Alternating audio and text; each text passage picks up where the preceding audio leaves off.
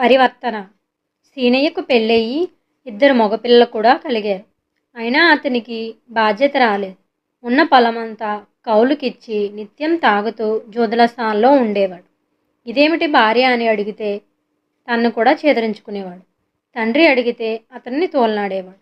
ఇలా కాలం గడుస్తూ సీనయ్యలో ఏ మార్పు రాలేదు. అతడి భార్య, తండ్రి కూడా చెప్పి విసిగిపోయి ఉన్నారు. కొన్ని రోజులు గడిచాయి. శ్రీనయ్యలో హఠాత్తుగా మార్పు వచ్చింది. తాగుడు మానేశాడు. జూదనశాలకు వెళ్ళడం మానేశాడు. తనే స్వయంగా వ్యవసాయం చేసుకుంటున్నాడు. భక్తి ఇలా మారడం సీనయ్య భార్యకి ఎంతో సంతోషం కలిగించింది.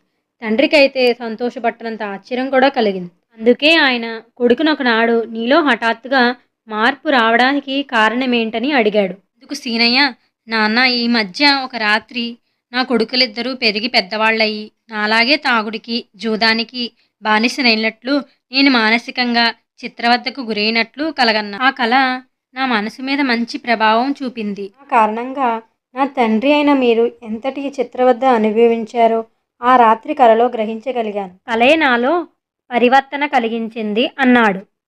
కథ కంచికి మనం ఇంటికి. ఇలాంటి మంచి మంచి కథలు వినాలనుకుంటే మా ఛానల్ సబ్స్క్రైబ్ చేసుకుని కిందే ఉన్న బెల్ ఐకాన్ని నొక్కండి. నోటిఫికేషన్ ద్వారా మా వీడియోస్ అన్నీ మీరు చూడొచ్చు.